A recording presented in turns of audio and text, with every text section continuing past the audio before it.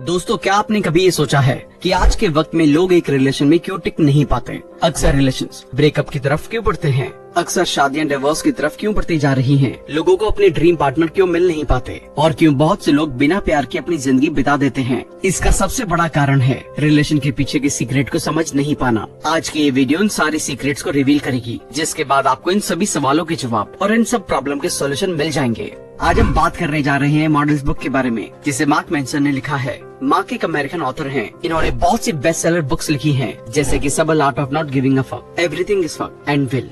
Mark का area of interest personality development में है, इसलिए वो इसी टॉपिक पर बहुत सारी किताबें लिख चुके हैं।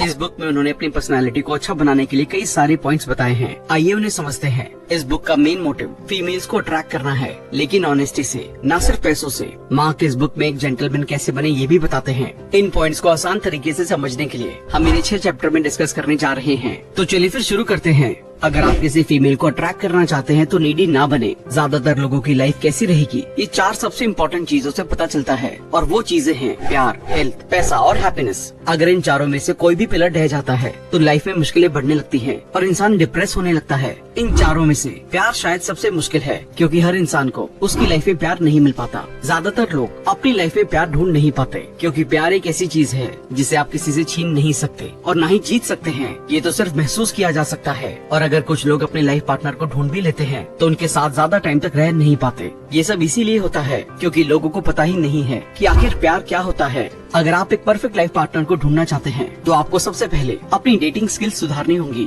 हमें सबसे पहले अपने आप को नीडी यानी कि जरूरतमंद दिखाना बंद करना होगा। एक आदमी के रूप में आप जितने कम नीडी हैं, आप एक औरत के लिए उतने ही अट्रैक्टिव हैं। एक नीडी आदमी दूसरे लोगों को दिखाने के लिए या फिर शो ऑफ करने के लिए चीजें करता है, वहीं एक बिना नीड वाला आदमी खुद को खुश रखने के लिए चीजें करता है। एक बिना नीड वाला आदमी दूसरों के सामने घुटने नहीं टेकता है, वो किसी की परमिशन की तलाश नहीं करता, बल्कि वो सिर्फ खुशी के लिए काम करता है।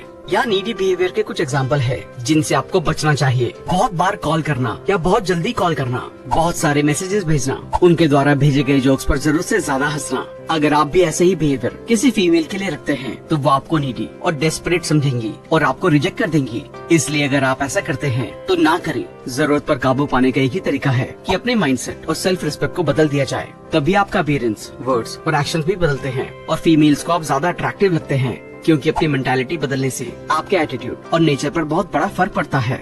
फीमेल्स को अट्रैक्ट करने का एक मेन रूल ये है कि किसी और चीज से ज्यादा खुद में इन्वेस्ट किया जाए, क्योंकि अगर हम खुद को नई और अच्छी चीजों के लिए ट्रेन करेंगे तो हम खुद को और ज्यादा इम्प्रूव कर सकते हैं और फिर लोग हमसे अट्रैक्ट होंगे। लेकिन यहाँ पर खुद में इन्वेस्ट करने का मतलब ये नहीं है कि हम महंगे कपड़े पहने या महंगी गाड़ी लें, बल्कि इसका मतलब ये है कि हम खुद को नई नई स्किल सिखाएं और अपनी पर्सनैलिटी को अच्छा बनाएं।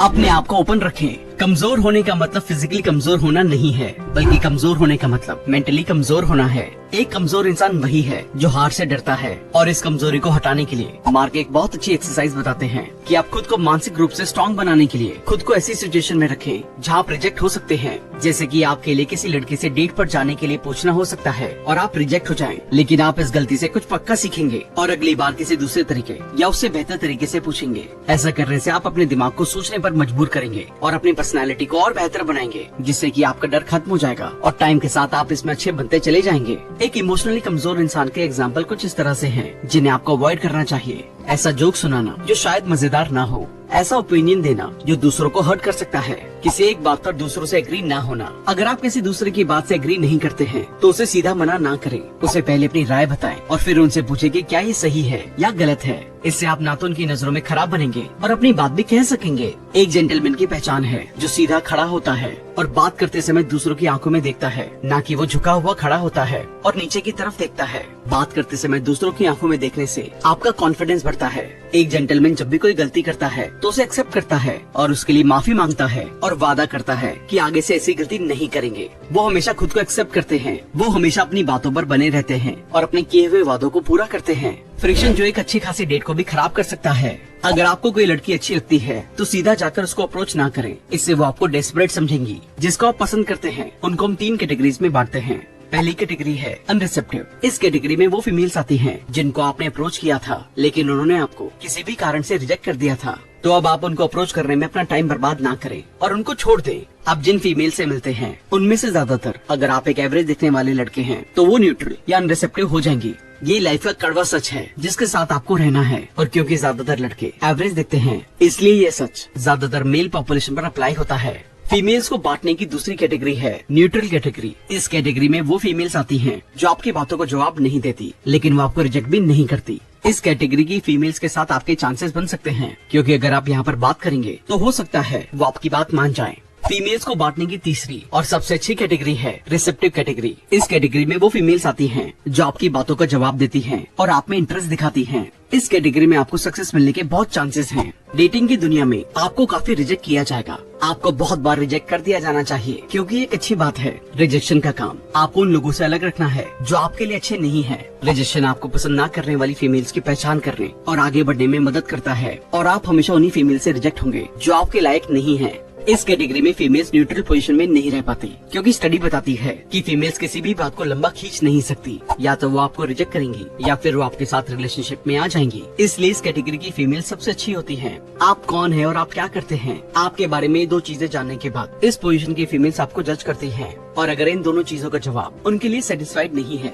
तो वो आपको रिजेक्ट कर देती हैं। इसलिए आपको सबसे पहले अपने आप को मजबूत और किसी लायक बनने पर ध्यान जरूर देना चाहिए। फीमेल्स को अट्रैक्ट करने के 3 फंडामेंटल्स: अच्छी लाइफस्टाइल और रहन सहन, सोशल प्रॉब्लम्स को हैंडल करने की काबिलियत, कम्युनिकेशन के मास्टर होने और अपनी फीलिंग्स को एक्सप्रेस करने में माहिर होना। आमतौर पर एवरेज आदमी इन 3 बुनियादी बातों में से किसी एक में ही मजबूत होता है और दूसरे में कमजोर होता है। अगर आप चाहते हैं कि आप अपने लिए एक बेहतर लाइफ पार्टनर ढूंढ सके, तो आपको इन तीनों ही चीजों में मास्टर होना पड़ेगा। अगर आप अपने लाइफ पार्टनर को एक अच्छा लाइफस्टाइल देना चाहते हैं, तो उसके लिए सबसे मेन इंग्रेडिएंट है पैसा। अगर आप अच्छा पैसा कमाते हैं तो आपकी लाइफस्टाइल ऑटोमेटिक अच्छी होगी। अच्छा पैसा कमाने के लिए आपको अपनी खुद की पर्सनैलिटी पर काम करना होगा, ताकि आप एक अच्छी कंपनी में जॉब या फिर अपना बिजनेस कर सके। आपको सामाजिक चिंता यानी कि सोशल प्रॉब्लम्स पर काबू पाना होगा। इस पर काबू पाने के लिए आपको अपने आप को एक लीडर बनाना होगा, एक ऐसा इंसान जो पूरी टीम को लीड कर सके। अब आप सोच रहे होंगे कि फीमेल्स का सोशल प्रॉब्लम से क्या लेना देना, तो इस बात को एक एग्जांपल से समझते हैं। मान लीजिए कि आप किसी के साथ एक रिलेशनशिप में हैं और उसको कोई इंसान परेशान कर रहा है जो कि एक सोशल प्रॉब्लम है, तो आप उसको क्या बोलेंगे?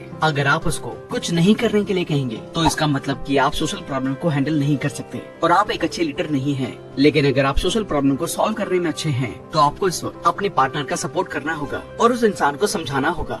अब तीसरा और सबसे इम्पोर्टेंट पॉइंट है गुड कम्युनिकेशन। अगर आपका लोगों के साथ कम्युनिकेशन अच्छा नहीं होगा तो कुछ भी नहीं हो पाएगा, क्योंकि अगर आप लोगों तक अपनी बात पहुंचा नहीं सकते हैं तो भला कोई आपकी बात को कैसे समझेगा। इसलिए अपना कम्युनिकेशन ठीक करने के लिए यहाँ पर एक एक्सरसाइज है। आप किसी टॉपिक पर रिसर्च कीजिए और उसे एक पेपर पर लिख लीजिए, फिर उसे मिरर के सामने बोलिए और अपनी गलती ढूंढिए, उन्हें इम्प्रूव करें। ये करने से आपका कम्युनिकेशन अच्छा जरूर होगा। किसी लड़की से ज्यादा चेप ना हो। क्रीपीनेस का मतलब अगर हम आसान लैंग्वेज में समझे तो जरूरत से ज्यादा किसी इंसान से चिपकना या फिर उसकी लाइफ में ज्यादा इंटरफेयर करना है।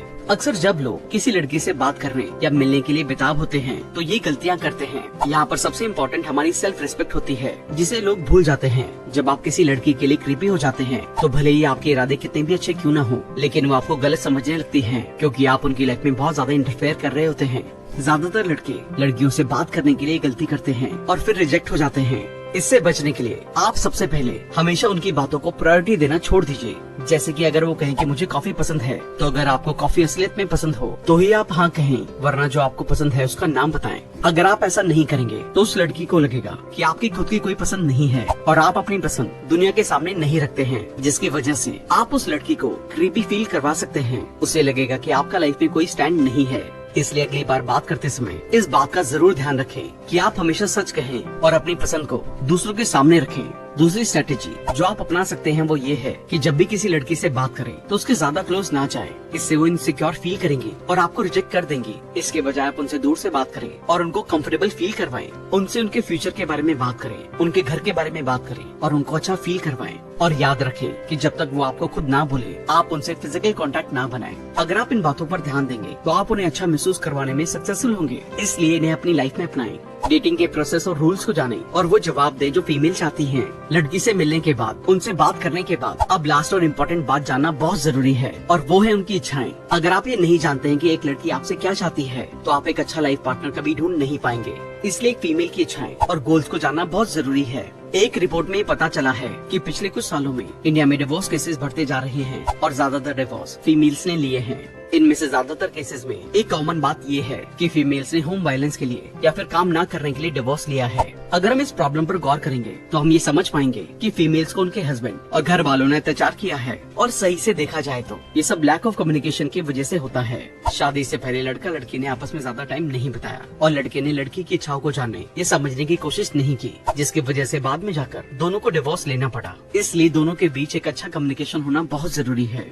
हमें डेटिंग करते वक्त अच्छी कम्युनिकेशन और एक दूसरे के बारे में जानने के लिए कुछ बातें याद रखनी चाहिए। किसी फीमेल से उसका फोन नंबर तभी मांगे जब वो आपके लिए इंटरेस्ट और अट्रैक्शन दिखाती हूँ। नंबर मांगने के लिए किसी फिल्मी डायलॉग का इस्तेमाल ना करें और सीधे नंबर मांगे। जब भी अपनी डेट या मिलने का प्लान बनाएं तो डिनर के लिए जाएं, लंच और आफ्टरनून अवॉइड करें। आपकी डेट के लिए एक अच्छी लोकेशन बहुत मैटर करती है, इसलिए डेट के लिए आप हमेशा एक ऐसी जगह चुनें जहां आप लोग बात कर सकें और कुछ एक्टिविटीज एंजॉय कर सकें, क्योंकि सिर्फ खाना और बातें करना डेट नहीं कहलाता। एक लड़के होने के नाते हमेशा डेट का खर्च आप ही उठाएं, लेकिन अगर लड़की कहे तो आप खुद पैसे देने से पीछे हट सकते हैं, लेकिन ट्राई करें कि पैसे हर बार आप ही दें।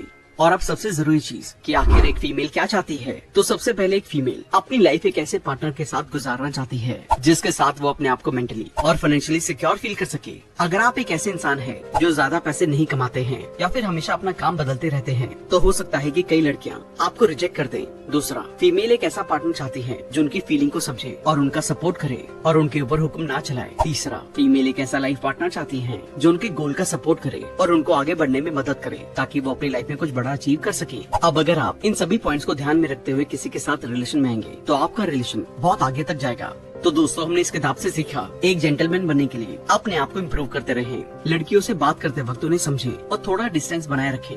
एक अच्छा कम्युनिकेशन डेटिंग वर्ल्ड में बहुत जरूरी है। हमें लड़कियों के लिए एक फाइनेंशियली स्टेबल इंसान बनना पड़ेगा।